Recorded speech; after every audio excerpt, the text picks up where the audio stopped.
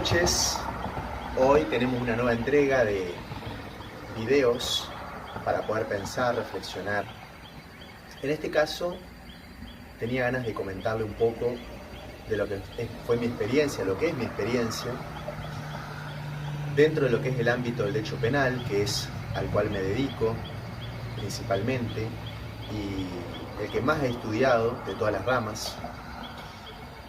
Comentarles un poco acerca de la filosofía y la forma de pensar de Eugenio Raúl Zaffaroni. Para hacer un poquito de referencia histórica, ¿no?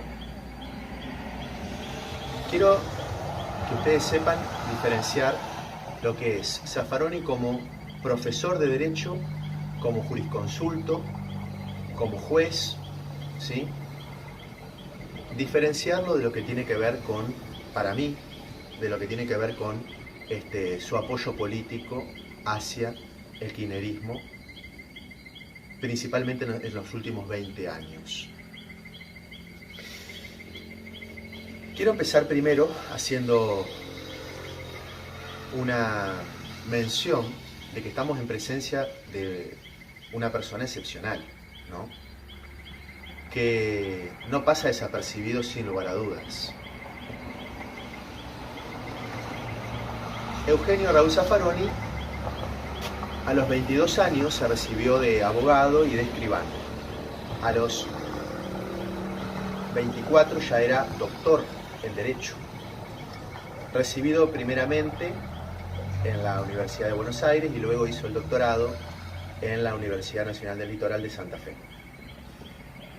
Seguidamente fue juez, también fue legislador, fue subiendo en la escala de juez, siendo primero juez correccional, luego juez de cámara, fue elevándose, obviamente por mérito, sin lugar a dudas. Llegó a ser convencional constituyente en el año 94, miembro de la Corte Suprema de Justicia de la Nación del año 2003 a 2014 y del año 2016 hasta 2022, miembro de la Corte Interamericana de Derechos Humanos. Es decir, una trayectoria increíble, ¿no? Como jurista, sin lugar a dudas. Por eso hay que saber diferenciar lo que es su entrega, su vida hacia el ámbito del derecho penal, de lo que tiene que ver con su vida y expresión política. Voy a empezar hablando un poquito de lo que tiene que ver con su parte, digamos, académica. Y voy a ser justo en ese sentido. Zaffaroni es tal vez el máximo exponente del derecho penal en Latinoamérica. En Argentina, sin lugar a dudas. Su máxima obra o su máxima importancia se debe a haber escrito sobre la teoría del delito con el enfoque finalista, que hasta ese momento todavía no tenía tanta trascendencia porque veníamos de un pensamiento causalista de la teoría del delito. Cuando uno lee un libro de Zaffaroni como Manual de Derecho Penal, donde se describe la parte general, que es lo más importante del derecho penal, porque la parte especial una la puede estudiar de una forma más general, pero la parte, digamos, dogmática, es la más difícil, ¿no? Es la más difícil porque es muy abstracta, porque son muchas teorías, porque es mucha historia. En ese sentido, Zaffaroni ha sido un autor que nos ha servido, a mí inclusive, de referencia para aprender y aprobar las asignaturas de la facultad y de posgrados, debo decirlo.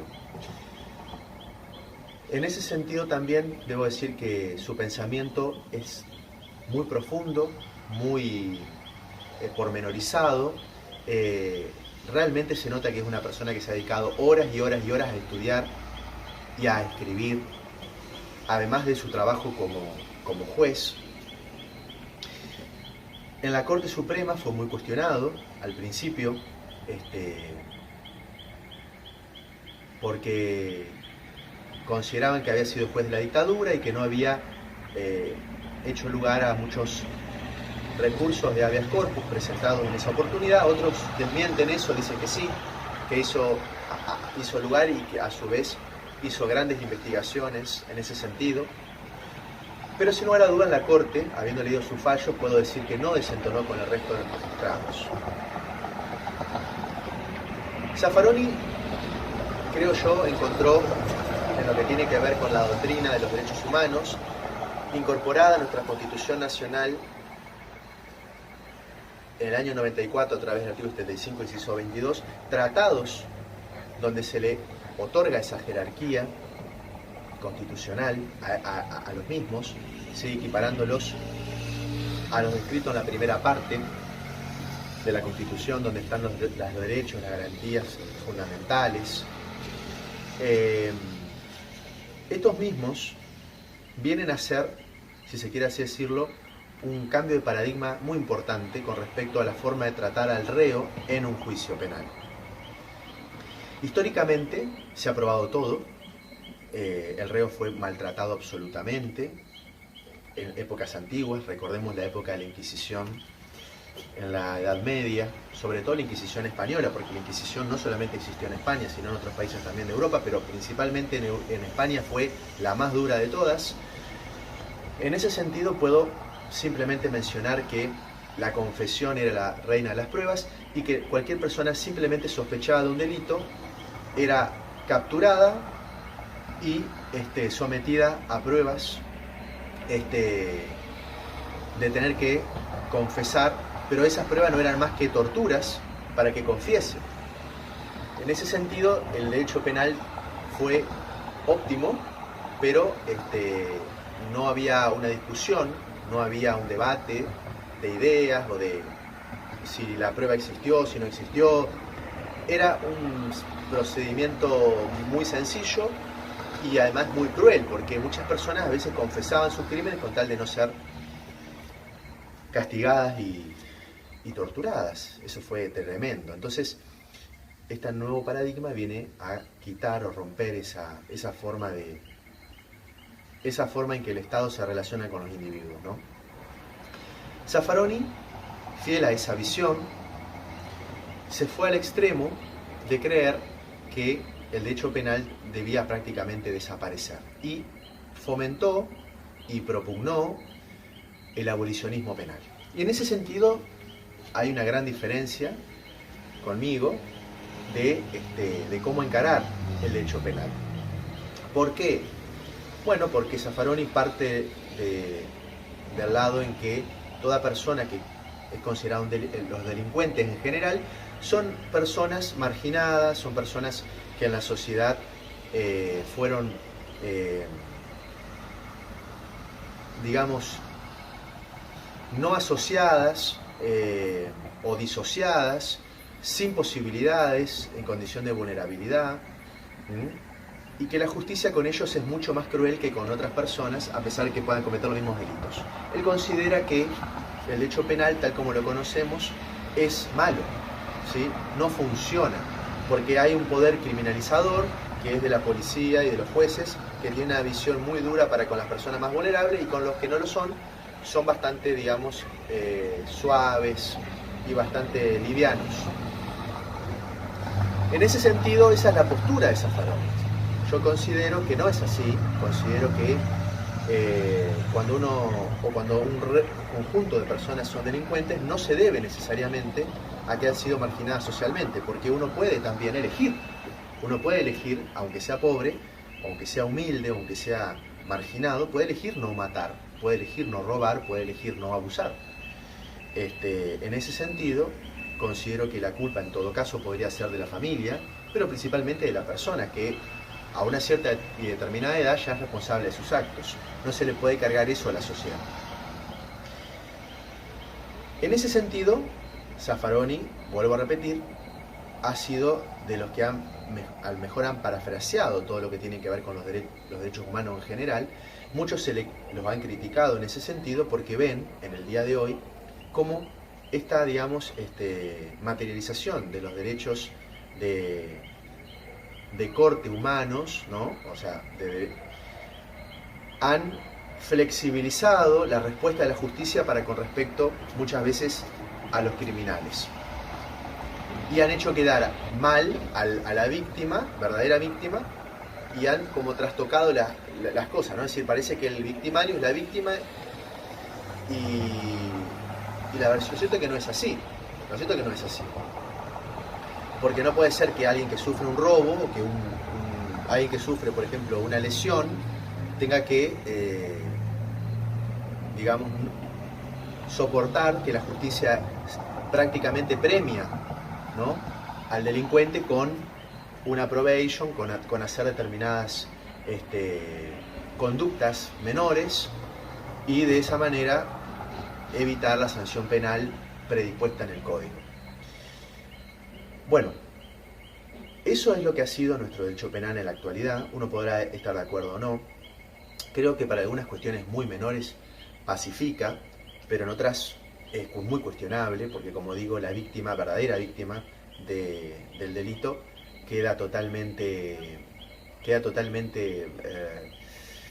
molesta, enojada con el sistema y desconfía luego.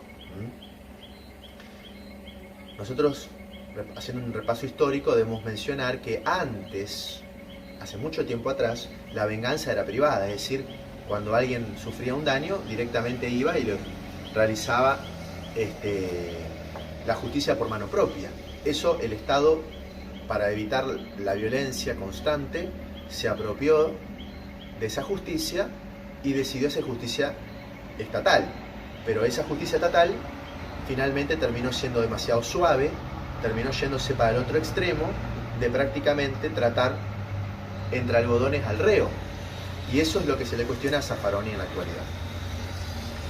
Entonces, volviendo al tema, creo que es importante saber diferenciar lo que es Zaffaroni como profesor académico de lo que ha sido su participación en la vida política. En la vida política ha sido nefasto, ha apoyado a los Kirchner, ha contribuido a esta visión distorsionada de la realidad, a pesar de tener sus razones, pero recordemos, dos razonamientos pueden tener, o pueden parecer lógicos los dos, pero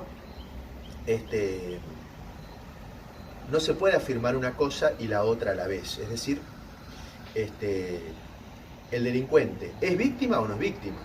Entonces, digo, Zaffaroni quiere ubicar al delincuente como una víctima. Y nosotros, las personas que opinamos de otra manera, decimos no, el delincuente pudo elegir, el delincuente pudo decidir, y en razón de eso se lo juzga, ¿sí?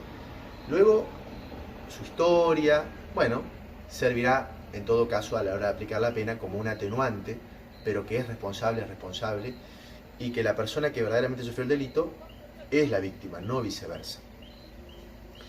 Como decía, la vida política de Eugenio Raúl Zaffaroni, a mi forma de verlo, fue reprochable. Yo creo que él vendió sus convicciones, me parece a mí, vendió sus convicciones, porque él no puede desconocer con tamaña inteligencia la corrupción del gobierno kirchnerista, no puede desconocer cómo han robado, no puede desconocer cómo han implantado la cultura de el no trabajar, el no esforzarse. Es decir, él no puede desconocer eso.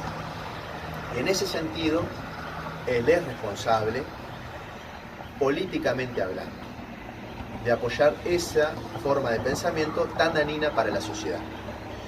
Recordemos que Zaffaroni, él empezó militando en la Unión Cívica Radical Intransigente, es decir, él no es de un pensamiento de corte peronista, como por ejemplo puede ser otro ministro de la Corte actual, como Maqueda. Zaffaroni es de pensamiento radical en sus inicios. Entonces es raro, aunque hay algunos que también lo han hecho, como Moró, que se vuelque al kirchnerismo, siendo que es un peronismo de izquierda. Es raro. Pero bueno, es su forma de pensar. Yo quiero dejar en claro que no hay que, o que hay que diferenciar lo que es el profesor Zaffaroni, que ha sido condecorado muchísimo en distintas universidades, tiene aproximadamente más de 40 doctorados honoris causa. Eso significa que en cada universidad que ha visitado y que ha dado clases y que ha disertado, ha sido reconocido por su trayectoria como académico con el título de doctor. Es decir, sin haber estudiado, le dan ese título por el reconocimiento a su trayectoria. Lo recibió en la mayoría de las universidades de Latinoamérica, en Italia, en España, también. Me llama la atención, por lo que estuve viendo, que no lo recibió en Alemania. Si me equivoco, háganmelo saber, pero no lo recibió en Alemania, en ninguna universidad alemana, y ustedes saben que los grandes pensadores del derecho penal son los alemanes, teniendo a dos grandes en la actualidad como son Jacob y es Roxin. Pero bueno, al margen de eso, debo decir que donde va Zaffaroni y expone es aplaudido de pie. De hecho, vuelvo a repetir, sus explicaciones de la teoría del delito con corte finalista ha sido ponderado por todos, alumnos, profesores, jueces, etcétera, etcétera, porque es muy claro, es muy pedagógico y sin lugar a dudas cualquiera puede aprobar un examen de la carrera y también de posgrado con sus escritos, sin lugar a dudas. Ha escrito muchísimo, se ha dedicado muchas horas a analizar y profundizar el derecho penal, y en ese sentido creo que tiene que ser respetado como un doctrinario más, como pueden ser otros, ¿sí?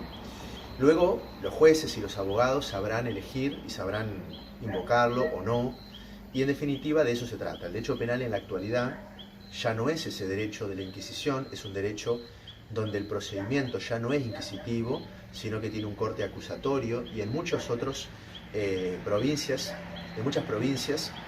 ya no solamente que es acusatorio, sino que además tiene la incorporación del juicio por jurado, es decir, tiene la posibilidad de que un jurado popular decida sobre la suerte de una persona acusada de un delito, y no jueces técnicos, ¿sí?